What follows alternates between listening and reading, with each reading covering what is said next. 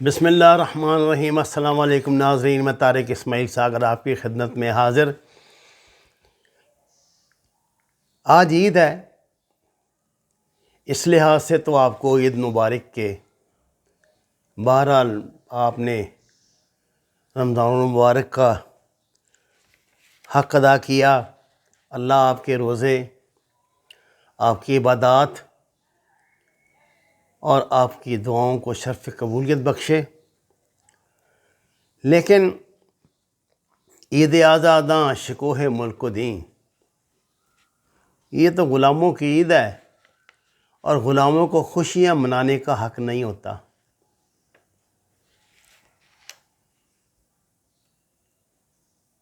یاد رکھیے، یہ دنیا کمزوروں کے لیے نہیں ہے۔ کمزوری کی سزا مرگ مفاجات ہے، جس کا ثبوت ہمیں پچھلے 3 دن سے مل رہا ہے۔ ناظرین کرام، مسجد اقدس، مسجد اقصی کا تقدس پامال کرنا اسرائیلیوں کی عادت بن چکی تھی۔ کسی نہ کسی بہانے وہ وہاں گھستے ہیں، تقدس پامال کرتے ہیں، گولیاں چلاتے ہیں، مارتے ہیں لوگوں کو، بچوں کو، عورتوں کو، اور بڑے وحشیانہ درندگی کے ساتھ مارتے ہیں۔ مقصد یہ ہے کہ مسلمان کسی طرح اس سے اپنا رابطہ کاٹ دیں۔ اس مرتبہ بھی انہوں نے یہی حرکت کی تھی اور 27ویں رات کو اس کے لیے منتخب کیا تھا۔ اللہ اکبر۔ لیکن میرا یہ گمان ہے کہ چونکہ اب وہ وقت آ گیا ہے جب جو ہم باتیں ڈاکٹر اسرار احمد رحم اللہ واسعہ اور دوسرے ان جیسے لوگوں سے سنا کرتے تھے، اس آرمیگڈون کے حوالے سے مجھے لگتا ہے کہ کسی نہ کسی سطح پہ وہ شروع ہو چکا، اور میرا یہ بھی غالب گمان ہے کہ غزوہ ہند کا آغاز بھی ہو چکا ہے۔ کچھ روز، اسی روز بلکہ جس روز یہ حملہ ہوا، صبح خبر آئی ہے تو طالبان کی طرف سے ایک بیان جاری ہوا تھا، جس میں انہوں نے شاید زندگی میں پہلی مرتبہ نہ صرف یہ کہ امت مسلمہ کو للکارا تھا، بلکہ یہ کہا تھا کہ وہ ہر صورت ان کو، فلسطینیوں کو، اس جہنم قدرے سے نجات دلائیں گے اور اسرائیل کو اس کے کیے کی سزا ملے گی۔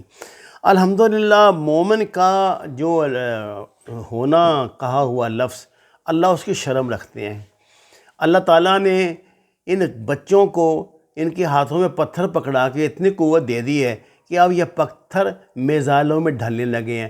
ناظرین کرام، میں آپ کو دل کی گہرائیوں سے اس بات پہ مبارکباد پیش کرتا ہوں کہ میری زندگی میں پہلی مرتبہ میں دیکھ رہا ہوں کہ حماس اور دوسرے جو وہاں پہ تحریکیں ہیں جو اسرائیل کے خلاف کام کر رہے ہیں لوگ، انہوں نے اسرائیل پر باقاعدہ حملہ کیا ہے اور مسلسل میزائلوں کی بارش ہو رہی ہے۔ اس سلسلے میں ویسے تو اب تک سینکڑوں کی تعداد میں میزائل اسرائیل پہ گر چکے ہیں۔ اسرائیلی میڈیا یعنی یروشلم ٹائم کی جو کل کی سب سے اہم خبر ہے، اس کے حوالے سے آپ کو بتاتا ہوں کہ اس کا یہ دعویٰ ہے کہ ترکی نے شام کی سرحد سے اسرائیلی فوج پر حملہ کیا ہے اور دونوں کے درمیان شدید جھڑپ جاری ہے۔ ان کا کہنا ہے کہ شام سے ترکی اور ایران دونوں آپریٹ کر رہے ہیں اور مسلسل میزائل جو ہیں وہ پھینکے جا رہے ہیں اسرائیل پہ۔ ناظرین کرام، اس وقت اسرائیل کی عملاً صورتحال یہ ہے کہ اسرائیلی میڈیا کے مطابق شہر میں مسلسل ہارن بج رہے ہیں اور لاکھوں اسرائیلی اپنی جانیں بچانے کے لیے دوڑ رہے ہیں۔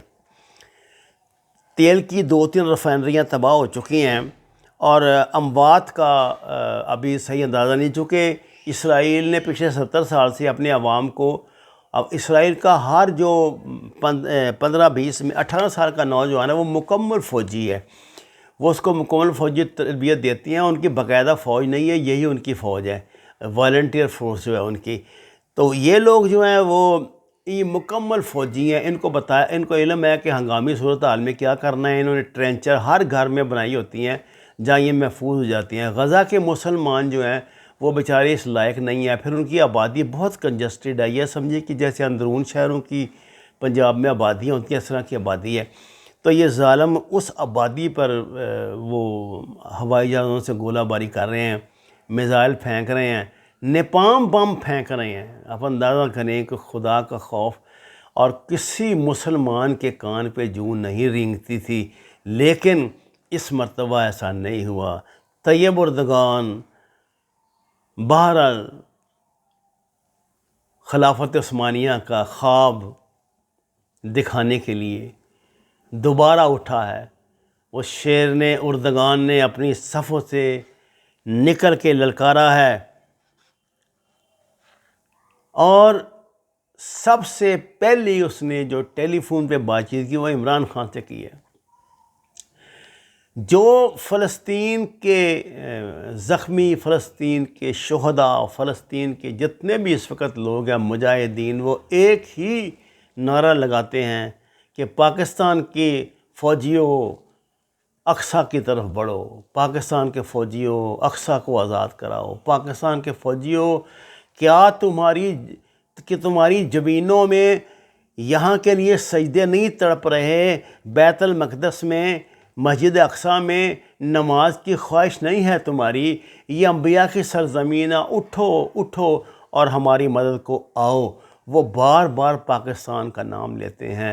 اب انہوں نے طالبان کا نام بھی لینا شروع کر دیا ہے، وہ ترکی کا نام بھی لے رہے ہیں.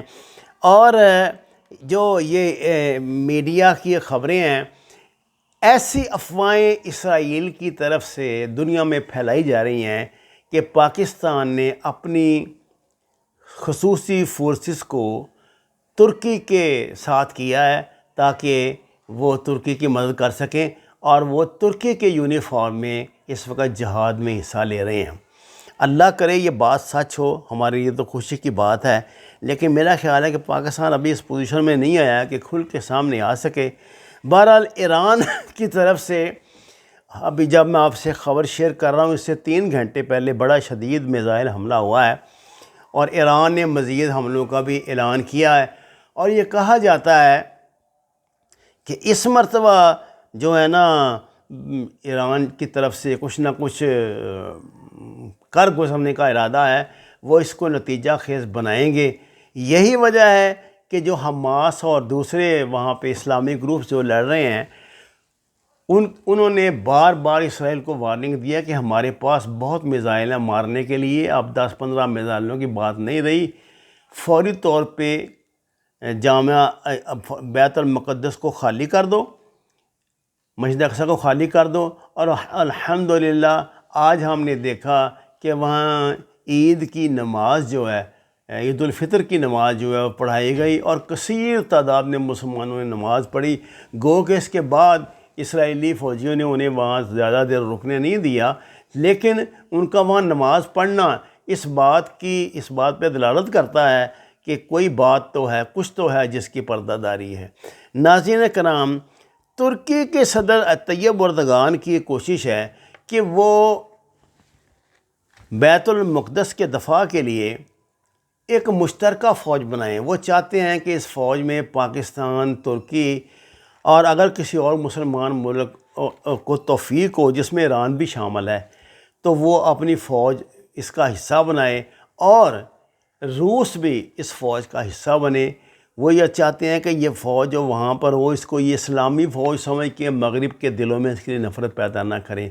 صورتحال ناظرین یہ ہے کہ اس وقت پورا مغرب، امریکہ، UK، ساؤتھ افریقہ بھی بلکہ میں اس میں شامل کرتا ہوں، اور یورپ کے 3-4 ممالک میں اسرائیل کے خلاف بہت غم و غصہ پایا جاتا ہے. مظاہرے ہو رہے ہیں، ان کے عوام جو ہیں اپنی حکومت کو مجبور کر رہے ہیں کہ وہ اسرائیل کو اس گھناؤنے اقدام سے روکے.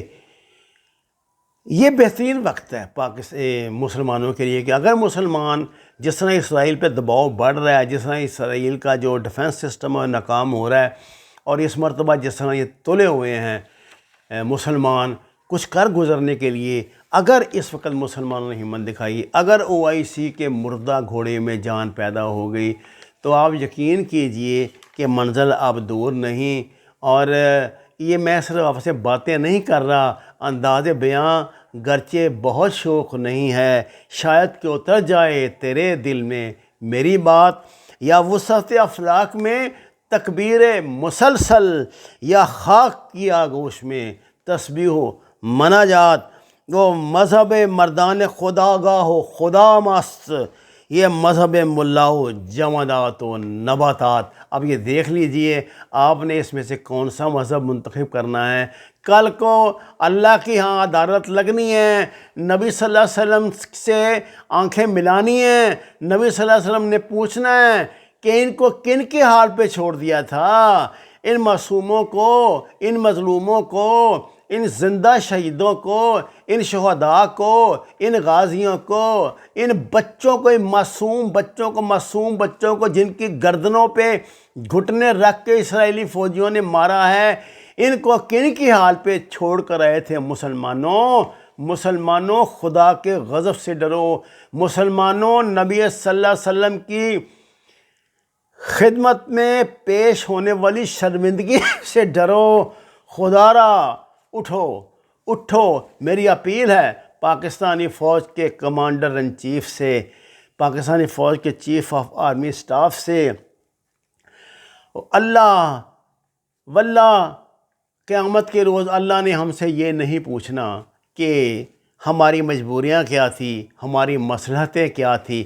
اگر یہ ملک اللہ کے نام پہ بنا ہے، اگر یہ ملک اللہ کا انعام ہے، اگر یہ ملک اللہ کا راز ہے، تو اٹھو اور تمام مصلحتیں بالائے طاق رکھ کر جس طرح بھی ممکن ہے ترکی کے ساتھ مل کے، شام کے ساتھ مل کے، ایران کے ساتھ مل کے ان ظالموں کو سبق سکھاؤ۔ وما علینا الا البلاغ المبین۔ ناظرین کرام، درخواست ہے قرآن اور نماز کو ترجمے کے ساتھ جانیے، ہمارے چینل کو سبسکرائب کریں، لائکس دیں، اور سچ کے سفر میں جتنے قدم بھی ممکن ہو ہمارے ساتھ ضرور چلیں۔ آپ کا شکریہ۔